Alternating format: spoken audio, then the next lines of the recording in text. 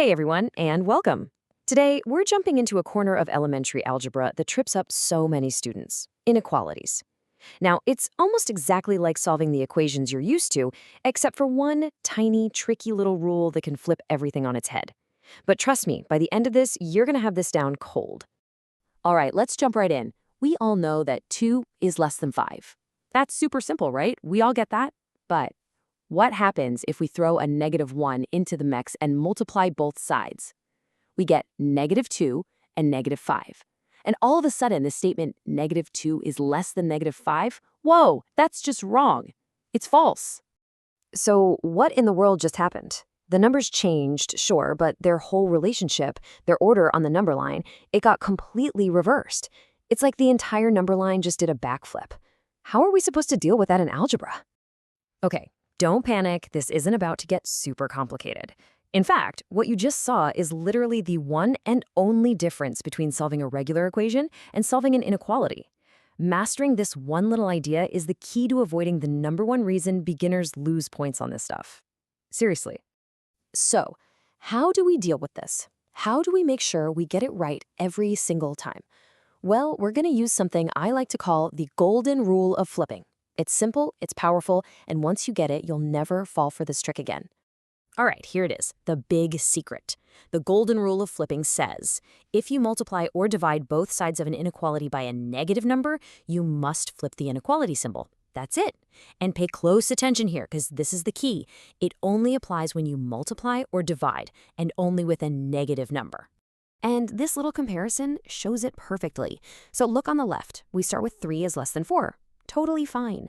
We multiply by a +2, and we get 6 is less than 8. Still true. Nothing weird happens.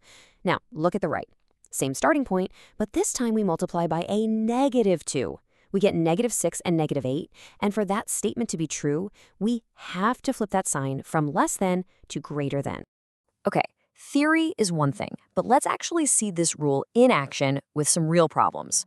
We'll walk through them step by step, just like you would on a homework assignment or a test.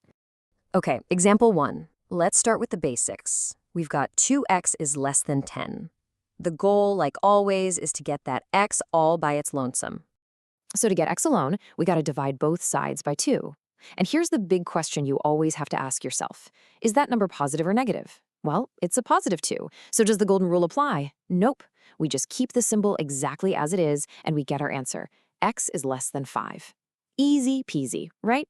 All right, example 2. Time for the main event. This time, we have to solve -3x is greater than or equal to 12. Again, we just want to get that x all by itself.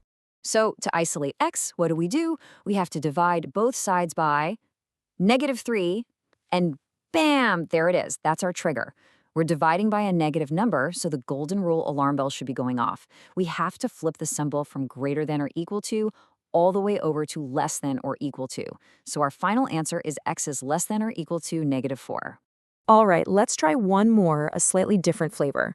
We've got x divided by -4 is less than -2. So how do we get x out of that fraction? Well, to get rid of that division, we're going to multiply both sides by -4. And there it is again, the alarm bells. We're multiplying by a negative. So what do? We flip the sign. The less than becomes a greater than.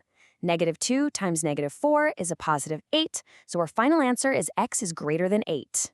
And you know what's so great about this? You never have to just hope you got it right. You can always check your work. Our answer says x has to be bigger than 8. So, okay, let's pick a number bigger than 8. How about 12? We plug it back into the original problem. Is 12 divided by -4 less than -2? Well, that's -3 is less than -2. Yes, it is. It works. The math doesn't lie. Okay.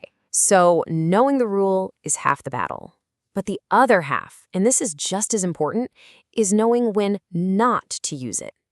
If you want to think like a pro, you've got to spot the traps before you fall into them. And this is the sneakiest trap of all. I call it the result trap. Look at the problem on the left. 2x is less than -10. You solve it, you get x is less than -5. So many people see that -5 and they just automatically flip the sign. But you can't do that. What matters isn't the answer, it's what you did to get there. We divided by a +2. No flip. Now compare that to the problem on the right, where we divide by a -2. That's when we flip. See the difference? Okay, so let's lock in these traps so you never fall for them. Trap number 1, the result trap. Just because the answer is negative doesn't mean you flip. Got it? Trap number 2, the addition/subtraction trap. If you're just adding or subtracting a negative number, leave the sign alone. The golden rule is super specific. It's only for multiplying or dividing by a negative. That's it. So, at this point, you might be thinking, cool, I get it from my algebra class, but am I ever really going to use this? And the answer is yes. This whole idea of an inverse relationship, where doing something negative actually flips the outcome, that's everywhere. Think about science, like in a chemistry lab. You might find that when you decrease the amount of a chemical, the reaction time actually increases, it slows down. The relationship flips, it's inverted, just like our little inequality symbol. So this isn't just a random math rule. It's a way to describe how things work in the real world, in science, in economics, you name it. And there you have it. That's the one tiny rule that makes all the difference. You know what it is, you know how to use it, and you know how to dodge the traps. You've totally mastered the flip. So the only question left is, what's the next rule you're ready to conquer?